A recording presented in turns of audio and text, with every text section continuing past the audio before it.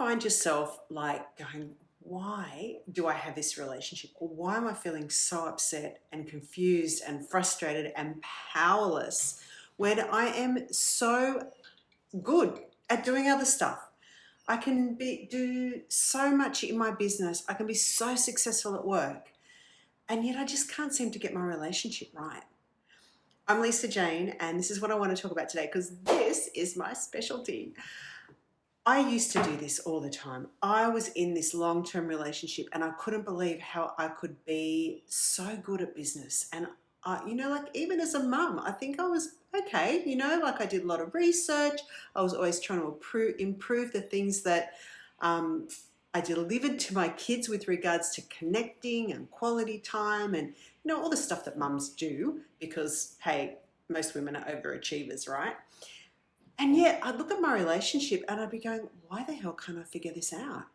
Why the hell can't I make this work? Like, I know that it can be better. I've got this sense that there is more, but I just can't seem to get there. And even if my partner would say to me, well, what is it that you want? I'd be like, I can't put this into words. I just know that there's something that we haven't touched. There's a place, there's something that I just can't quite get.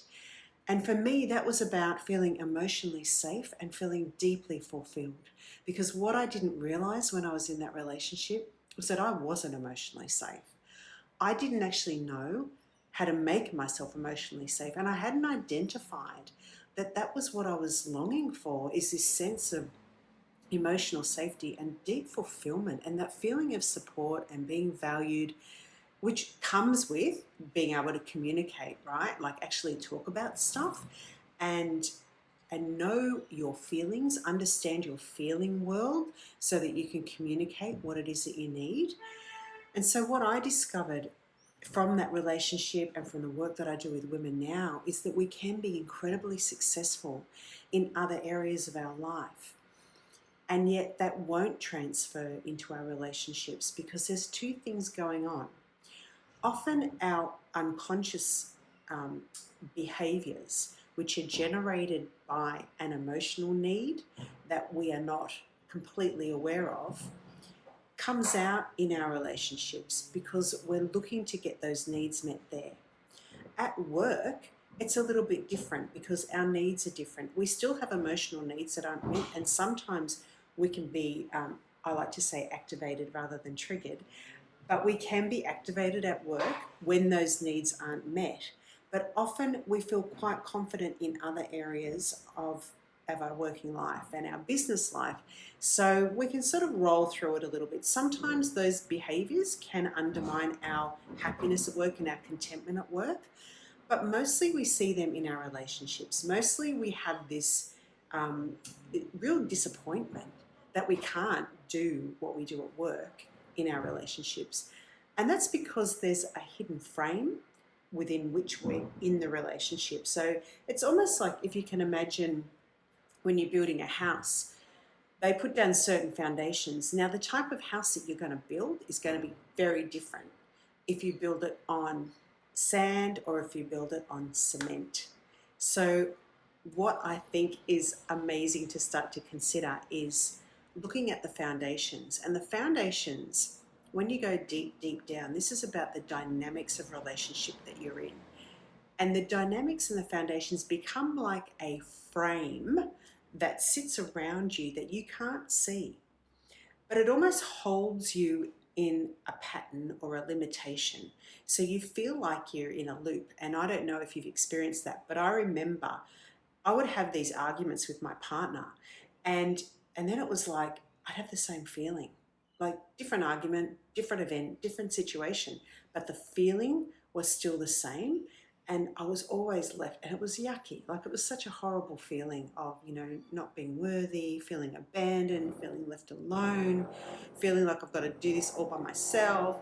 And there's this guy upstairs renovating his kitchen. So I really apologize for that. But hey, this is rolling with what is at the moment.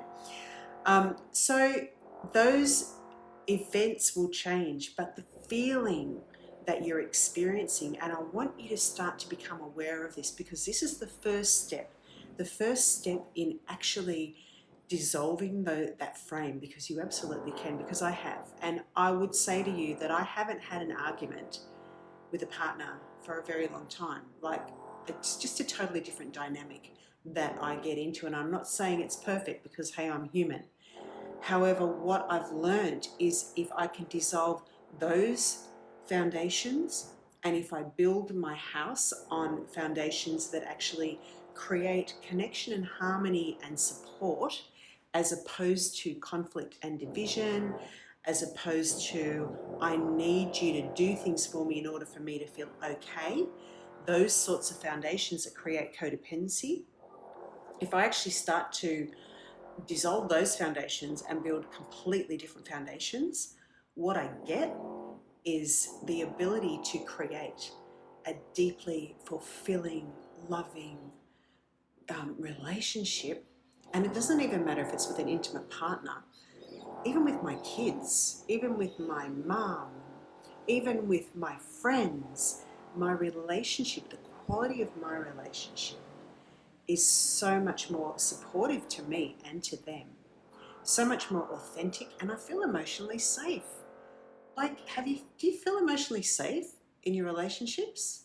Like, that you can be completely, utterly, unapologetically you, and you know that that person is not going to judge you. You know that they're going to go, hey, that's cool, that's how you're turning up today, I love you anyway.